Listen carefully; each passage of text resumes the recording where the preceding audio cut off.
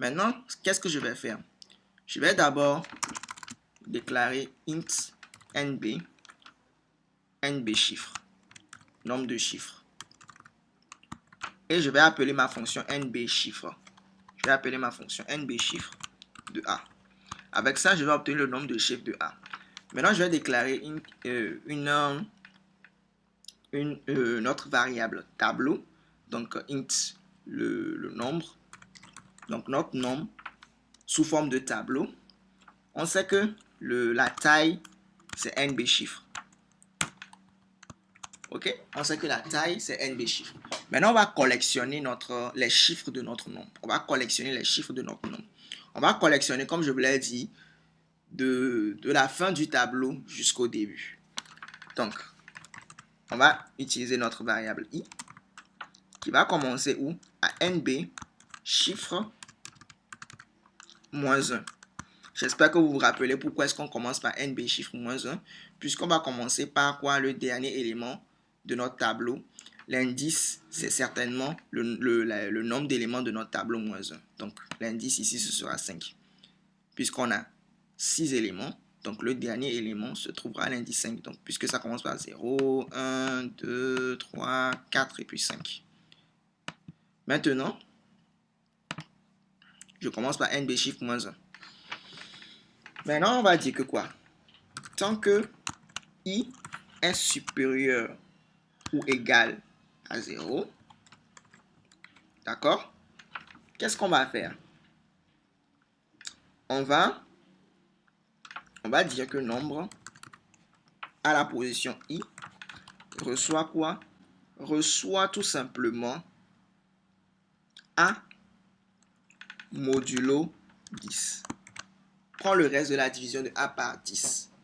Et maintenant, on ne va pas oublier de vraiment diviser a par 10 pour qu'on ne rentre pas dans une boucle infinie. A sur égal 10. A divisé par égal 10. Voilà. Maintenant, on ne va pas oublier de faire quoi? I moins moins. Voilà, pour que i se décrémente. Voilà. En faisant ça, on aura réussi à faire quoi? Collectionner notre nombre dans un tableau. Maintenant, tout ce qu'il faut faire, c'est faire cette vérification-là. Est-ce que ceci, c'est égal à ça? Est-ce que ceci, c'est égal à ça? Est-ce que ceci, c'est égal à ça?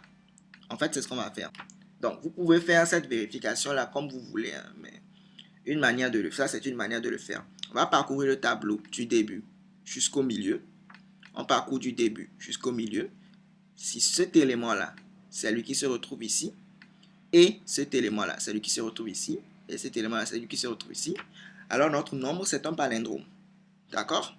Allons-y. Donc, on va dire pour i allant de 0, point virgule i inférieur à nb, nombre de chiffres, ok, divisé par 2, point virgule i plus plus. D'accord, c'est ce que nous on va faire. Donc, actuellement, si par exemple le nombre de chiffres, si le nombre de chiffres c'est 6, ok, si le nombre de chiffres c'est 6, alors il va s'arrêter à quoi? Ici, j'ai fait strictement inférieur. J'ai mis ici strictement inférieur. Donc, puisque c'est 6, 6 divisé par 2, ce sera 3. Donc, il va s'arrêter ici à 2. Donc, 0, 1, 2. Donc, il va comparer. Comment est-ce qu'il va faire? Donc, on va vérifier. Est-ce que T0, c'est égal à quoi? T5. Ensuite, on va vérifier. Est-ce que T1, c'est égal à quoi? T4. Est-ce que T2, c'est égal à quoi? T3. Donc, comment est-ce qu'on va faire pour que cette vérification marche? Voici ce qu'on va faire. Donc, on va dire si Ti, ok, est différent de Tnb chiffre moins i moins 1, alors return false. Sinon, return true. Je vais vous expliquer ce que j'ai fait ici. Ok, ici ce n'est pas T1, ici c'est le nombre. Excusez-moi, je suis tellement habitué avec les T. Donc ici, c'est notre nombre. Voilà, excusez-moi. Donc, on va vérifier. Si nombre i est différent de nombre nb chiffre moins i moins 1, return false. Mais s'il parcourt tout, s'il finit la boucle et qu'il n'a pas retourné false, notre nombre est un palindrome et il va retourner tout. Qu'est-ce que ceci veut bien dire? Pourquoi nombre i différent de nombre nb chiffre moins i moins 1? C'est très simple. Lorsque on sait que le nombre de chiffres nb chiffres, on sait que c'est égal à combien? On sait que c'est égal à 6. Lorsque le i sera à 0, ok, nb chiffre, ok, nb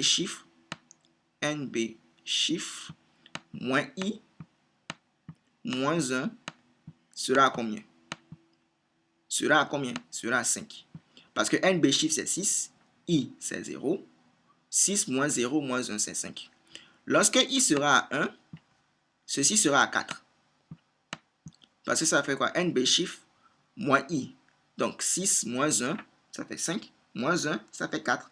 Donc il va vérifier, est-ce que T1 est égal à T4? De la même manière, il va continuer. Est-ce que T2 est égal à T3? Donc si par exemple, si T1 est différent de T4, si par exemple ici, au lieu de 0, on avait 5, ça veut dire que quoi? Il va voir que T0 est différent de T... il va voir que T1 plutôt est différent de T4, donc le nombre n'est pas un palindrome. Donc il va retourner false. Il va retourner false. Mais s'il finit, il finit de boucler jusqu'au milieu ici, et qu'il voit que ceci c'est ça, ceci c'est ça, donc si j'aurais un 0, hein, ceci c'est ça, alors c'est un palindrome, et il va nous dire, il va nous retourner, il ne va pas pouvoir retourner le false, il va retourner le tout, et ceci va nous dire oui, le nombre est un palindrome ou pas. Ok? Très bien. Maintenant, on va faire quoi? On va faire la même chose comme ici pour collectionner les nombres palindromes. Donc, je vais copier, je vais coller. Et au lieu d'obtenir nombre premier, je vais dire obtenir nombre palindrome. Alors, je vais garder ceci comme ceci. Comme je vous l'ai dit, après, je vais vous expliquer en long et en large comment faire pour que ceci marche. Pour que vous puissiez bien comprendre, en fait. Pas pour que ceci marche, mais pour que vous puissiez bien comprendre ce que j'ai fait ici. Donc, je vais faire la même chose. Et ici, au lieu de R premier, je vais dire tout simplement R palindrome. Et c'est tout. La même logique. OK? Très bien. Alors, pour vérifier ceci, ici, je vais faire appel à R palindrome.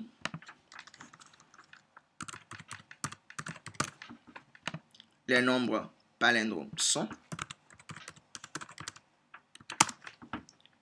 Ici, je vais faire à NB palindrome. Et puis, je les affiche. Parfait. Maintenant, croisons les doigts. J'espère que tout va marcher. J'espère qu'on n'a pas fait des erreurs. Et malheureusement, on a fait quelques petites erreurs. Malheureusement. Ici, j'espère que vous l'avez vu avec moi. Ici, c'est pas A égale 0, c'est A égale 0. OK. On va saisir nos nombres. D'accord? On va saisir nos nombres. Donc, on va supposer qu'on a juste... on a 4 nombres. La valeur numéro 1. Donc, je vais saisir 11. 11 est palindrome. Ça, on sait. Je vais saisir 101. 101 est aussi un palindrome. Ça aussi, on sait. Je vais saisir 15. 15 n'est pas palindrome. Ça, on sait aussi. Je vais saisir notre nombre, ce nombre-là. 201 102. 201 102. Qui lui aussi est un palindrome. Donc, si tout a bien marché, les nombres qu'on va obtenir, c'est le 11, le 101 et le 201 102. Croisons les doigts. Et voilà, check et bon, parfait. Tout marche à la perfection. Les nombres palindromes sont 11, 101 et 201 102. Magnifique, bravo, parfait, excellent. Vous êtes les meilleurs.